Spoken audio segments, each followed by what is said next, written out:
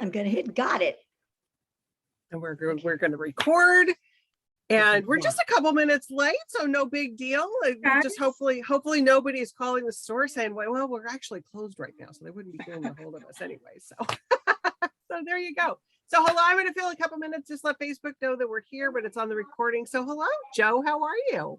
I'm good. Thank you guys so much for having me. Welcome to the Mission Viejo Warwick's event for you. So this is really exciting. I know, I'm so psyched. Where are you calling in from? I am in the Catskills in New York right now. Yeah, we got a lot of snow today too. Ooh. So we're now a little bit snowed in for the next couple of days, which should be fun. I love it. And Lulu, you are with the Mission Viejo Library, so you are up in the Mission Viejo area. Yes, yeah, okay. I'm up here in Laguna Hills. And Warwick's, for those of you that are joining us that don't know, Warwick's is located in La Jolla, San Diego, California. So we have a little bit of Southern California, a little bit of New York, hopefully people joining us in between. So we are recording this, so it will, if you have to leave a little bit, it will stay on Facebook, but it'll also be on both the libraries and Warwick's YouTube channels, so you can see a recording of it there. For tonight, if you are watching us on YouTube, we're not live, so these links are going to be on Facebook and not YouTube, but you can always just Google us or check the book out at the library. But so if you're watching us on Facebook right now, in the comment section, I am going to put how to order Joe's book. We are not like them. Can't wait to hear your conversation with Lulu about this. I'll put that in the comment section. You can order that. We gave Mission Viejo Library a discount coupon. So I think if you don't have that, you can get it from Lulu or Sarah, somebody at the library will be able to get you that discount coupon. And then also in the chat, we love audience questions. So Lulu and Joe are going to talk for about 30-ish, 35 minutes, something like that. Nothing better than the audience questions. So hopefully don't be shy and put those into the comment section too. We started this partnership with the Mission Viejo Library. I can't even remember. I know Sarah's probably listening and she's going to go this many years, but it's been a few years. But we were trying to get stuff together before the world shut down. And then, so we never really did anything live up in Mission Viejo, but we've done a couple of great events virtually, and so glad to be doing this and love the partnership with the Mission Viejo Library. So thank you for including us and for the partnership that we do. So with that, I'm going to turn it over to you, Lulu, and I'm going to go away. So have a great conversation. Okay, thank you. Thank you so much. Oh, we love Julie and we love Warwick's and how they help us out. And I hope that it's a complimentary relationship for them too. Hi, Joe. Hi, I just wanted to say a couple more words about Warwick's. They are the oldest independent bookstore in the United States. And they were founded in 1896 and they're located in La Jolla, California. And you can check out Warwick's site for other events like this that they do. And if you could put your Warwick's URL in the comment box or the chat box, I'm not sure what we call it on Facebook. I would love that. Thank you very much. And then everyone can see all the events that they offer. And then this event will be posted in a day or two on YouTube, and will also be available on the Mission Viejo Library's Facebook page. And we'll have that up there for you to see, whichever is easiest for you to find. So meanwhile, I would like to introduce Joe. Now, she is our featured author tonight. And Jo has worn many hats during her career. She's been a reporter, she's a journalist, podcaster, travel editor, author of fiction and nonfiction, and she has contributed to the New York Times, the Wall Street Journal, the New York Daily Post, Daily News, excuse me, New Yorker Magazine, Slate, Yahoo Travel, that just names a few. And I've been lucky to have followed her through all her career because Joe and my daughter went to college together. And my daughter's always calling me saying, oh, this is what Joe's doing. So watch Joe. And so I always know when something's new or she's doing something really fun and a little wacky, and it's just fun. So I'm so glad we've tried to get her before in the past. So we are really happy to have her tonight to discuss her new book, We Are Not Like Them, co-authored with Christine Pride. And Christine, they've had a crazy month of March. And so, yes. And so they're a little solo sometimes. And so Joe's she's going to give us a great rundown of everything, all my questions. I represent. Mm-hmm. Yes. Yeah. And Christine and I, we share a brain at this point. So honestly, anything that you ask me, it's exactly what would come out of Christine's mouth. I knew it. I knew you'd do that. Okay, this book was named the Good Morning America's October Book of the Month Club book. And it's also been noted as one of the best books of 2021 for Harper's Bazaar and Real Simple. It's a story about a lifelong bond between two women, one Black, one white, whose friendship is altered and tested by a tragic event, a police shooting of a Black unarmed teenager. It's an exploration of race in America today and friendship. So here we go, Joe. Here's my first question. The topic in this book is so current. How did you meet Christine Pride, your co-author, and when did you two decide to write this book? Yeah, those are both such great questions. I'll start with how Christine and I met. She was actually my editor for my last book, Charlotte Walsh Likes to Win, yes. Which I have a copy right here. I don't have a copy of We're Not Like Them on the desk upstairs, but I have the paperback of Charlotte. I was just looking at it. Yes. And that was the first time that Lulu and I tried to do an event together, was when that book came out. And I was just given birth when we were trying to do the event. Couldn't make little it. busy. Little busy. So Christine edited that book and we became such good friends. And she was just the best editor that I've ever had. And when that was finished, we really wanted to do something else together. And as an editor, Christine, she's been an editor at Simon & Schuster, Random House, all of the places for 20 years. And she'd always thought about what kinds of books she wanted to see in the world. And one of those books was a commercial women's fiction that dealt with an interracial friendship. She hadn't seen that done in commercial women's fiction before. I mean, just not authentically, and not with both characters having equal weight either. She's like, you see a lot of white characters with a Black best friend sidekick, but you don't see it where they're both the main protagonists. And this was also the beginning of 2018. We finished up writing Charlotte Walsh in 2017. And the timing is really interesting to talk about, right? Because the world completely changed for a lot of people in 2020. But in 2017, 2018, Christine, as a Black woman, was thinking about Ferguson and all of the police shootings that had been happening then. And she grew up with a white woman who did end up marrying a police officer. And she couldn't help but think, she's like, what would happen if my friend's husband shot a Black man? And she came to me with this book idea. And after Charlotte Walsh Likes to Win was about a woman running for Senate during those tumultuous times when we thought that a woman might be elected president, and she wasn't. But it was a pretty serious book to write. And I was tired. I was really tired. And so I thought I didn't want to write a serious book next. I thought I wanted to write a thriller about a bunch of middle-aged women that went to a cabin in the woods and drank a lot of rosé, and like the contractor goes missing. But Christine approached me with this idea and I immediately got chills because I've been a journalist for the past 20 years. I've seen how badly police shootings are covered, how badly, urban violence is covered generally.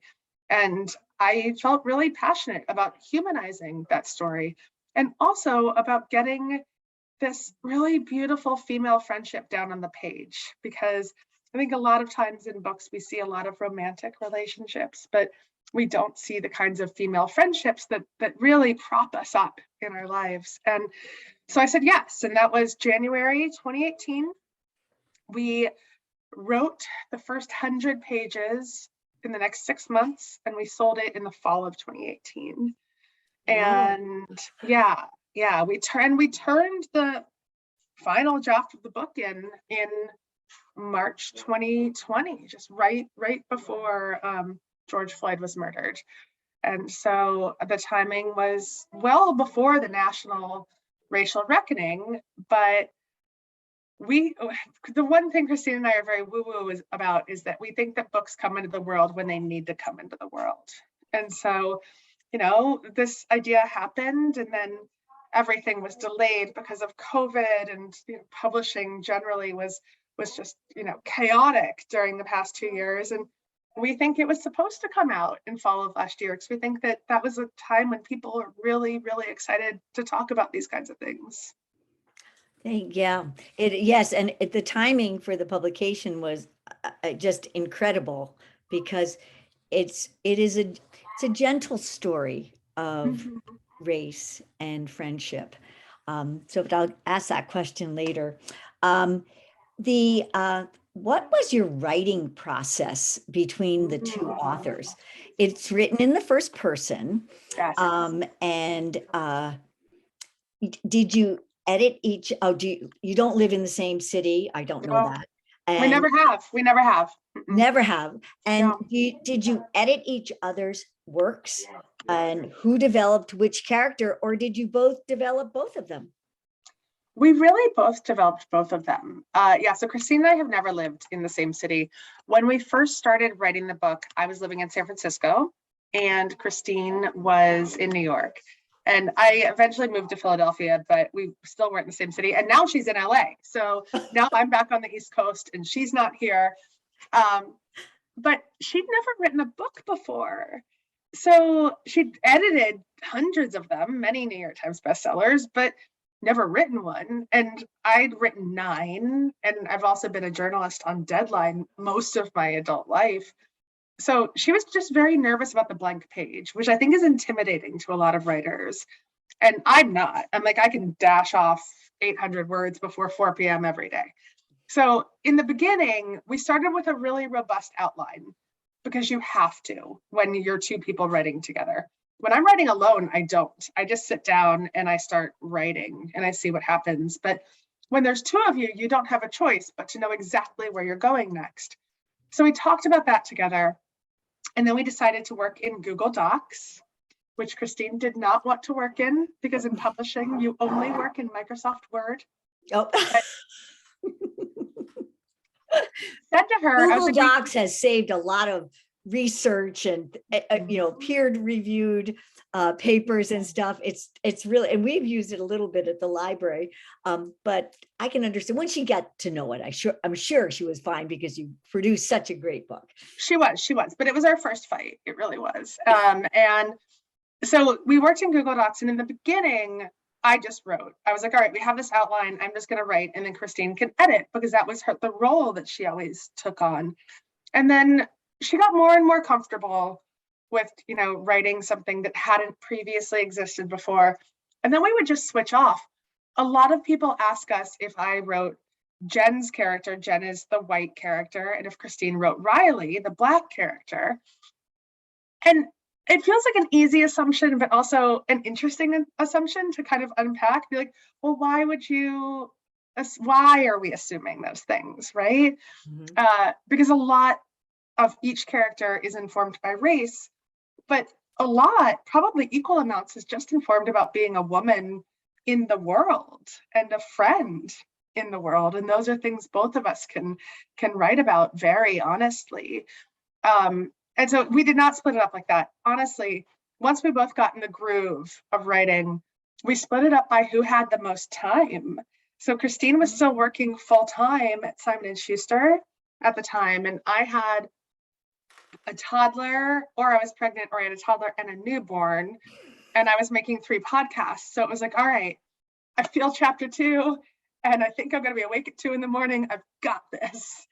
And that's how it worked. And then we went back, and the other one edits and kind of puts layers on top of it. And we go back and forth and back and forth. But the coolest thing that we get to do as co-authors that you can't do as a solo author is we read the book to each other. And so we actually hear it, and we hear the dialogue out loud. And I think that a lot of the magic really happened when we did that, because no matter, how much the people in your life love you, no one is going to let you read a whole book to them. Like, I'd be divorced if I asked my husband, Nick, can I please read my entire book to you and edit it while we do that. And so, we did that probably 3 times, and it worked. We figured out it was not easy. It sounds easy now in hindsight, but it was a lot of trial and error in figuring out how to communicate with each other. Yes. But we did it. When you were reading to each other, that was also a time for edits too, saying that didn't sound quite right, when you could hear it out loud and hearing another set of ears hearing it. You wrote about such sensitive issues and the effects of social media and, media, newspapers, TV.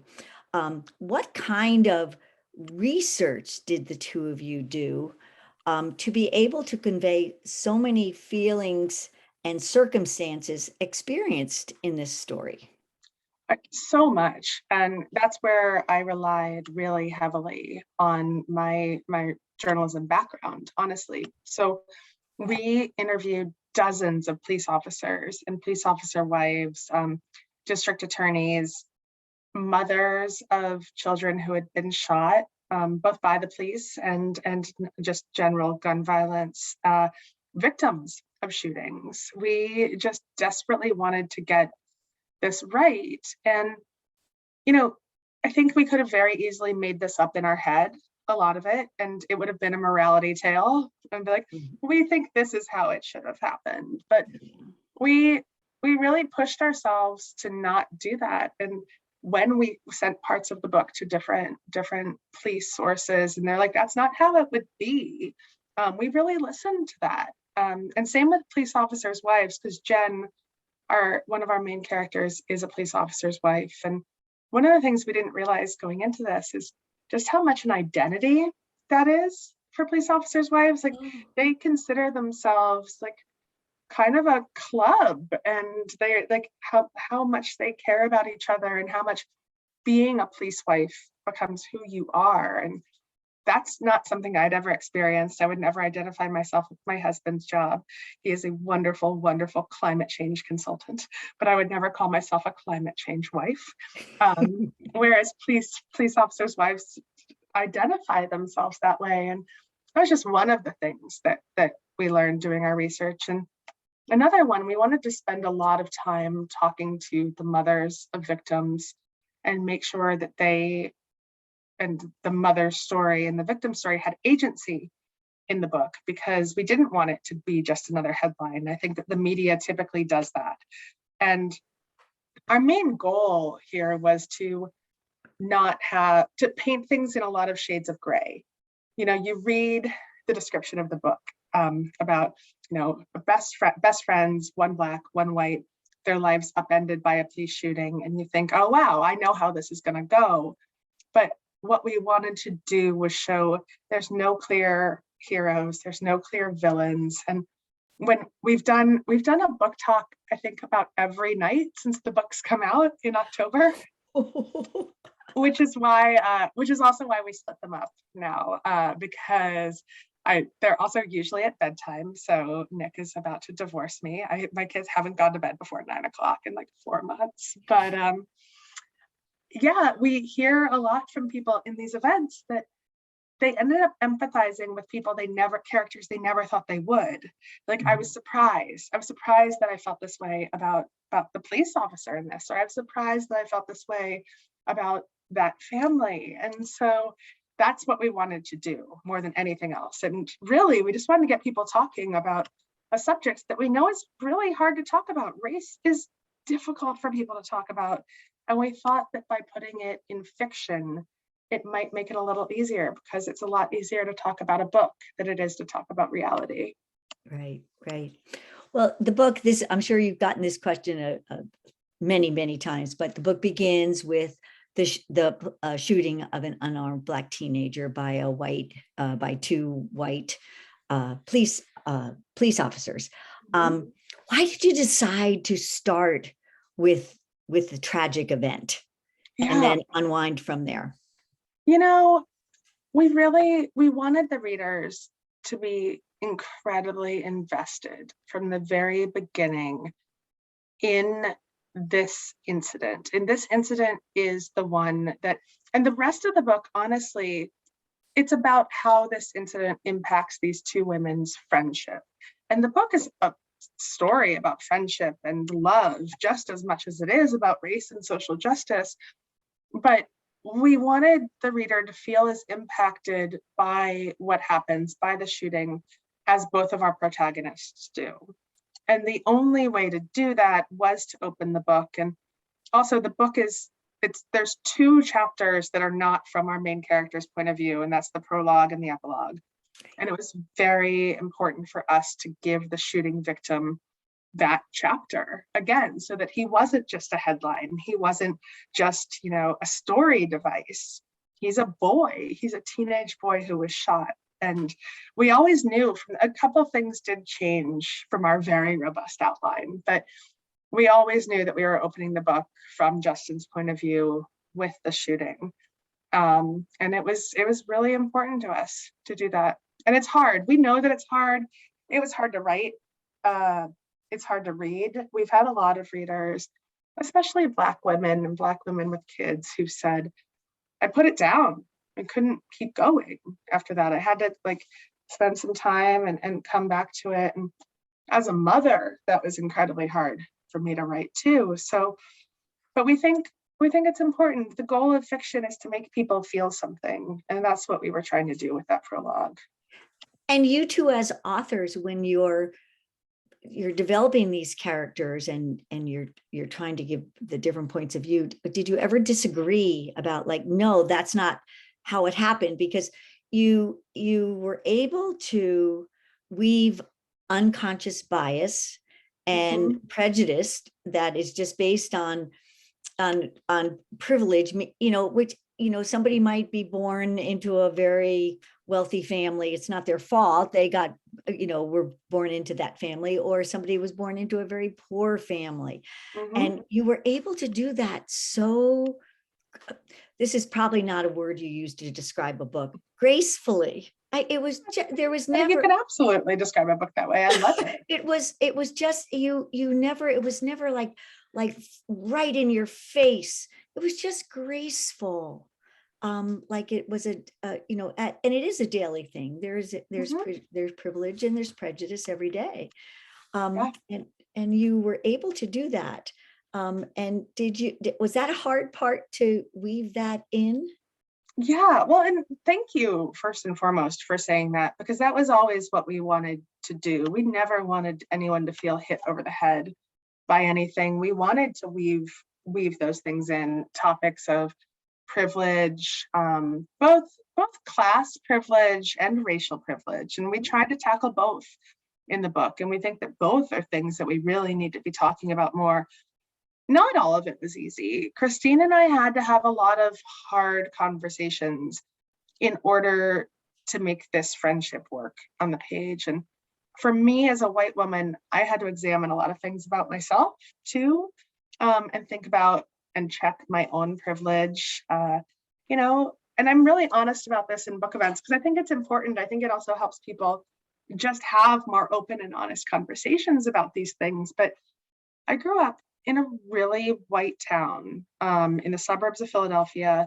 My high school graduating class was entirely white. I went to an all-girls Catholic high school. And then I went to Penn, which was more diverse, but friend groups in colleges really do often tend to segregate, and not just along, race lines or class lines, but your freshman dorm hallway. And if that hallway is not particularly diverse, then you're not going to have that many diverse friends. So Christine is my first really close Black friend. And I have a lot of acquaintances and work friends and people I get drinks with and people I go to yoga with. But when it comes to my friend group, like my really close friends, which isn't huge, we're grown-up women, like, with busy lives.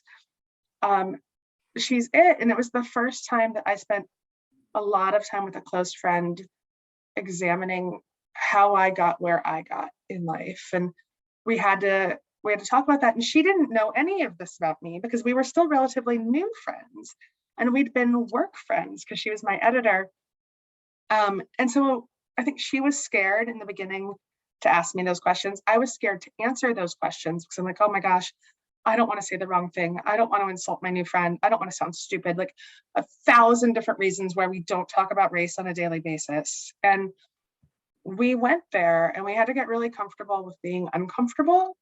And that was a 2-year-long process. And, there were tears and misunderstandings. And there was like a whole month where we only talked on text. And but that silence between us, then we try to put that on the page in the book where Riley and Jen aren't talking to each other and they're just texting each other, right? So right. yeah, we had to go through it in order for our characters to go through it. And I think that process made the book a lot better. When how much care did you have to take to keep yourselves neutral while you were each learning about the other person's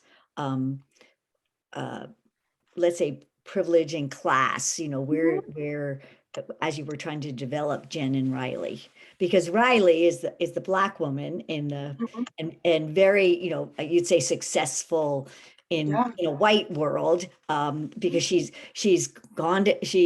had a very stable family, very connected family, a supportive family. She went to college. She wanted to be a newscaster. She paid her dues in Podunk U, and then came back and got to come to Philadelphia where she had grown up.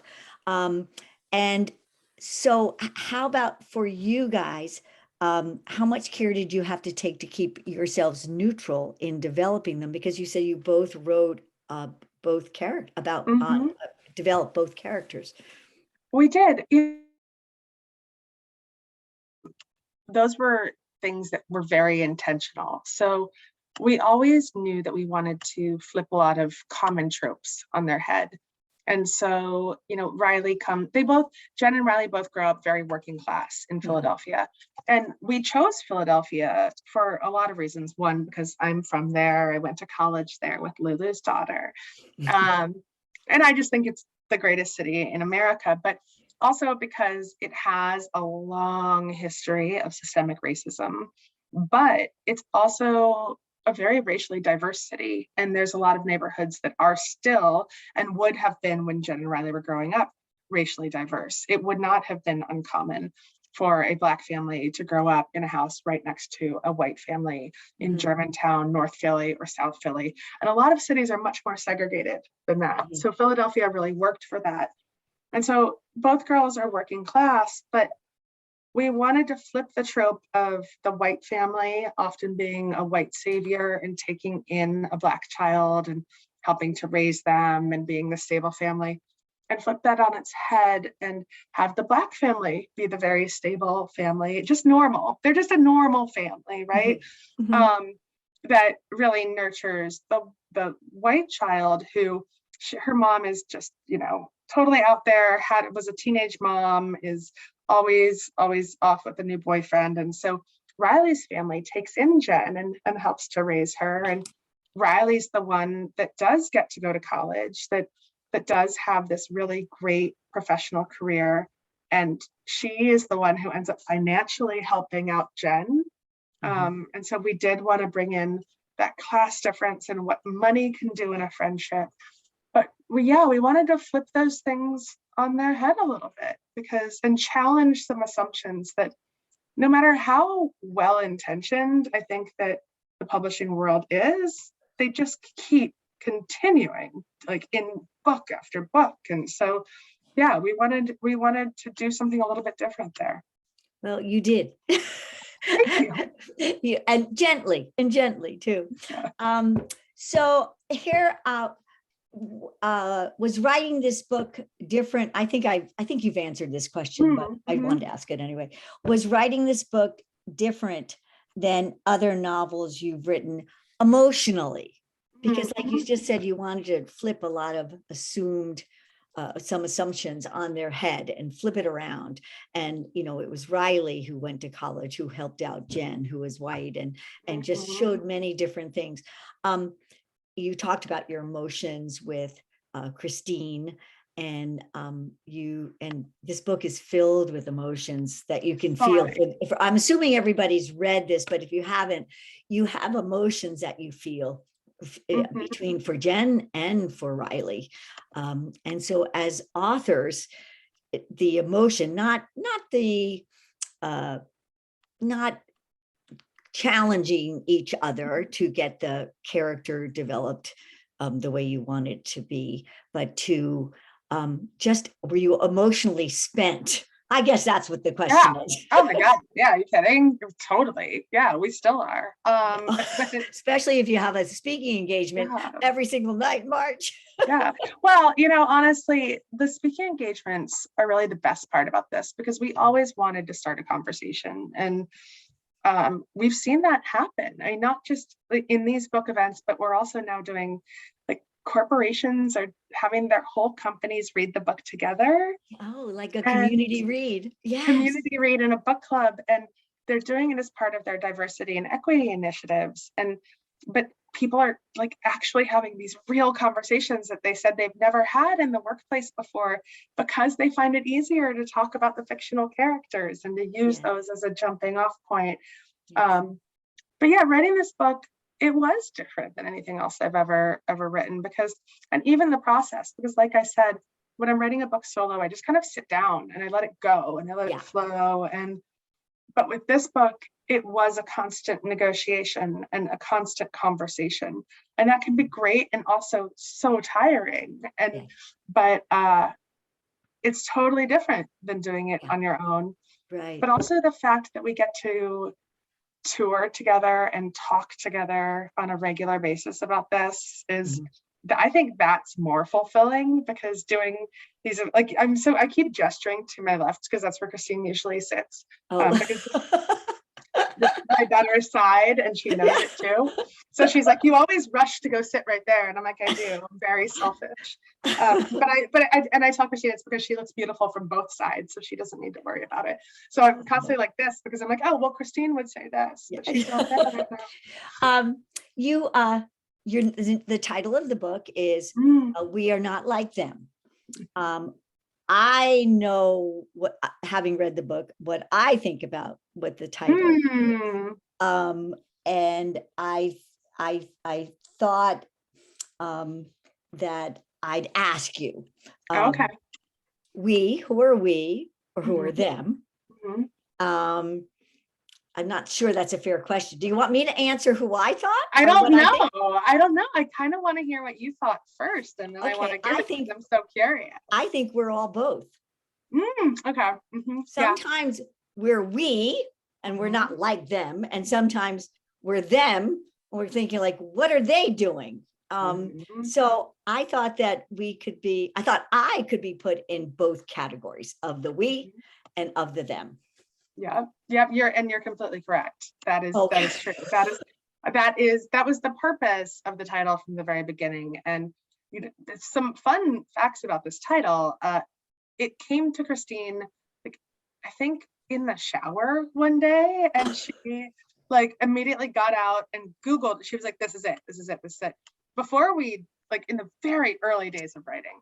And she immediately got out, because she's in publishing, she knew to Google it or go on Amazon and be like, she's like, someone else has taken this title. It's too good. And then no one else had. So we had it. It's been the title from the very beginning. And that's very rare, because you usually go into publishing and you have a title and the publishing house is like, no. We have a better title for your book. Almost every time. It's happened every time to me. But everyone loved it right from the beginning. And I think it's because it does have so many meanings. And sometimes you're the we and sometimes you're the them. And in a world that I think has like just become so divided and there's so much tribalism over everything, not just race, you know, you're constantly be like, no, we over here, we think this, and you over there, you're the them, you're different than we are. But on another level, it's also about Jen and Riley's very special bond and their special friendship. So they're like, we're different. What we have is different than those people. And we will survive whatever the world throws at us because we're not like them. And so it plays out on all those levels. And it's such a good title. We love it so much. It is. I had to read the whole book before I could even really think about what it meant. And there, I guess, and I'm sure many people have different interpretations. Okay. So I have one last question for you. And it is, what's your next project? I mean, you could be doing a podcast, you're writing an article, you could be writing a book, but what is your next project / book? And will you ever do anything with Christine again? I mean writing with her again. Yes. Well, and I'll also have dinner with her like next week. Oh, I know. Yes. Yes. And so the answer is yes, all of it. Christine and I are about 2/3 of the way through our next book together. Wow. Yeah. And we sold it to Atria at Simon & Schuster. We have the same editor, Lindsay Segnet. And it's called You Were Always Mine. And our goal really is to just keep tackling issues of race, but on a really micro scale, on a relationship scale. And so You Were Always Mine is about a Black woman who finds an abandoned white baby and takes her in and fosters her, and the repercussions for her life, in her friendship, in her marriage, and her community who is uncertain about this arrangement. And so that is coming out spring 23, which is very exciting. And we also optioned the movie rights for We Are Not Like Them, and Christine and I are going to write the pilot for that. So that is what the two of us are working on together right now. Oh, great. Yeah. Well, we certainly appreciate your time and coming to us. And I thought now Julie would be able to give we could go over the audience questions. Yeah. So got some good comments and things. But Joe, I just have to say, I don't know what vitamins you take, but I want them, because when you were listing the things you do, okay, so you're married, you have kids, because you're talking before we got on, you've got a couple little kids. You mentioned a podcast, books. Now you're going to write a pilot. I know. I don't know. Honestly, like I wish I could figure out what vitamins I'm taking. Like sometimes when someone lists it, I'm like, really? Did I do that? That sounds crazy. It's just like, how do you do? I was tired just listening to the list. Yeah. Do you segment your days, or do you just like? I do. Yeah.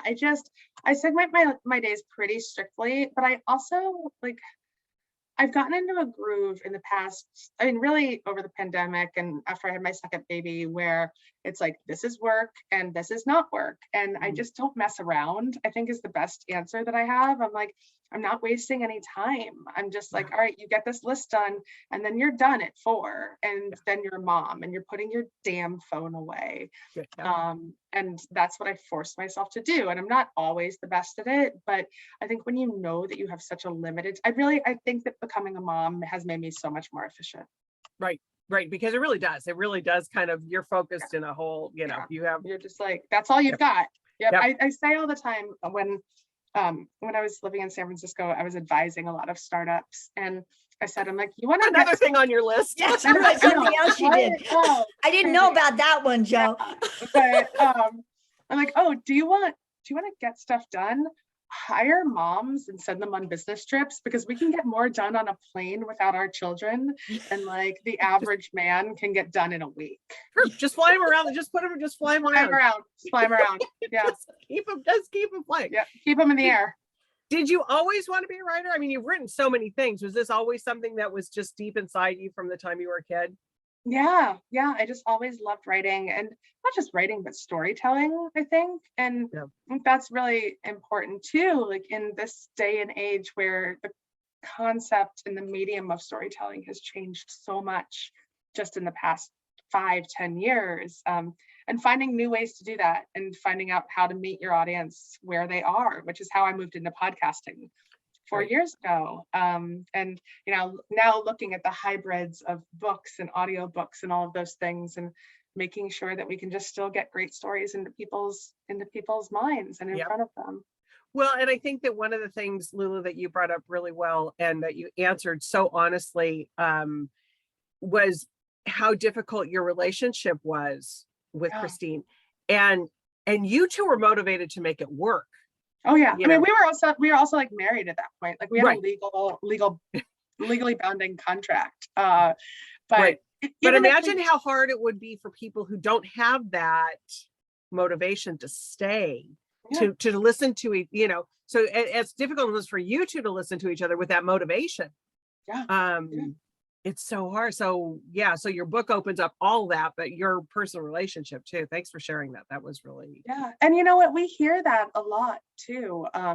We've gotten so many comments and they're just so fulfilling too, that women who've read our book and said, the past 2 years have been hard. And I've had a knee-jerk reaction with this friend or that friend over them saying something, and I cut them out. I was done. But reading your book made me want to reconsider, and they've reached out, and then sometimes they send them the book and then they read it together, and then they talk about why it was so hard to talk in the first place. And we're just like, oh my God, wow. it's doing all kinds of things. Yeah. Things you probably didn't even realize that it was doing. I know. Yeah. That's wonderful. That is amazing. Know. And Lulu, I don't know. I was distracted doing some other things, so I don't remember if I heard, but did you talk about how you and Joe know each other? Just very briefly, my daughter was in the same class in college at Penn with Joe. Okay. And Flory she always loved Joe, and she'd always tell, I guess she thought I'd love Joe too. So she was always telling me what Joe was doing. Love it. Kept up with Joe. I love it. And this year is actually our 20th college reunion. I know. Yeah. I know. Are you all going to go and bring your tiny little babies? Oh, yeah. We're all going. Maybe Flory will too. I'll tell her you're going. No, she has. We texted her last week and told her she has to come. So yeah, I think she's coming. Okay. Perfect. Good. And you know what? And that's the thing too, that it's like, those things are important to do. Those milestones, it's like staying connected in those kind of things. It's like you kind of think, oh, I don't have anything in common. Oh, blah, blah. It's like, no, go and reconnect. You go. Yeah, exactly. You always go. You always show up. Yep. You show up. Yeah, for sure. Joe, I love you too now. I wish we were doing this in person for the next book. Can we please come there? Like, yes, we have to come and hang out. We'd love you to come. Yeah. You have an open invitation. Okay. Good. We're coming. You just tell Flory and she'll tell me. Absolutely. No. And it was, like I said, the way you tackled all of this was just brilliant, and love it. And Lulu, great conversation. Thank you. Thank you. So on behalf of Mission Viejo Library and Warwick's, thanks everybody for watching and listening, and everybody have a good night. Okay. Thank you, Julie, and thank you, Joe. Okay. Really quickly, one quick thing. Joe, where your podcast? What's the name of it? Oh my God. I see, now I don't want to say, because now I'm like, I don't want to, there's 3 of them. See, now I feel like so I have one that's in series right now. They're all with iHeartRadio. It's called Under the Influence, and it's about Instagram influencers and how social media is impacting all of our lives, and particularly women's lives. And then I have one called Committed that's been running for almost 5 years now, which is based on my book, How to Be Married. And it's just interesting stories of people and their marriages. And then we have another one. This is the funniest one. It's called The Pod Club, and it's a podcast about podcasts to help people find podcasts that they think they'll like. I love it. And I know that we were signing off, and so they're all on iHeart. I know we were signing off, but Sarah popped in a question because there's a little bit of a delay with Facebook. Yeah. Sarah popped in with a question about, she hasn't read your book yet, but she can't wait to read it. Let's see. I know you said that you see the same stuff getting published, but are there other fiction books that have recently come out that you think explored race, class in an interesting way? Are there any other books that? Yeah, absolutely. There's more and more now. And I think that publishers are finally waking up to how important these kinds of books are and these kinds of stories are, and especially embracing a more diverse authorship. Correct. That said, publishing and media in general remains a ridiculously, segregated and very, very white industry. And that's something that Christine and I really want to see change. And when she's on these calls, we talk about it. She's like, I'm usually the only Black editor in a room. I'm usually the only Black editor vying for a book in an auction. She's like, and that has to change before we can see more diverse stories. But, I really enjoyed The Other Black Girl. Such a fun age is a good one. Yep. Both of those books, they came out a little bit before we did, and we have the same editor as The Other Black Girl. And but I think there's a lot. I know I've have seen the slate of books coming out in the next 12 months, and I think there's a lot of books that are starting to explore race and class in a really interesting way. One of my favorite authors that I think explores class really well within friendships, and she's from your area, is Ruthie Thorpe. Okay. Yeah. And her books they're beautiful, and they're all set in Southern California. Awesome. Not that it's because that is a difficult book, but it's a different. Did you read Lester, Raven Leilani's? Oh, Lester? I did. I loved that book. I loved that book. I thought that was really good too. So that's, but it's got a little bit of stuff. It's got some stuff, but you know what? I think that fiction should make us feel things and think absolutely. And make us a little uncomfortable. Make us uncomfortable. I don't love the trend lately to be like, well, your character wasn't very likable. And I want to like the characters. And you should like the characters in all of the books you read. No, I have a book. I'm sorry. I just have a question, a quick one when you're done. Oh, no, go. Okay. Go. Americana. Have you read Americana? Yes. It takes place in Philadelphia. And my sister got me to read that. And it was a woman who comes from Nigeria and experiences racism for for time. Right. And I mean, that's very simplistic. Right. No, that's another really good book. But it needs to be. I personally love the darker one and the ones that just really take it to task. I mean, just take it, and the tougher the better for me. The tougher the better. Yeah. Oh, guys, I just started reading a book. I just started reading Wahala. Oh, how is that? That's on my stack upstairs. Good. Oh, it's really good. Okay. Yeah, it's about a group of British Nigerian women, just in their 30s. It's kind of like Sex in the City, but better. It's because now that we all feel a new way about Sex in the City after reading. But exactly. Wahala is really great. Okay. So I totally recommend that. Oh, I do have that upstairs. 100 pages in. Yeah. So I know we were wrapping up there a little bit, but we got some more good little tidbits in here. We can't stop. Won't stop, guys. Just like you can't stop working, we can't stop talking. I'm going to, I promise. So hopefully 2023, you'll be on the West Coast for the release of the next book.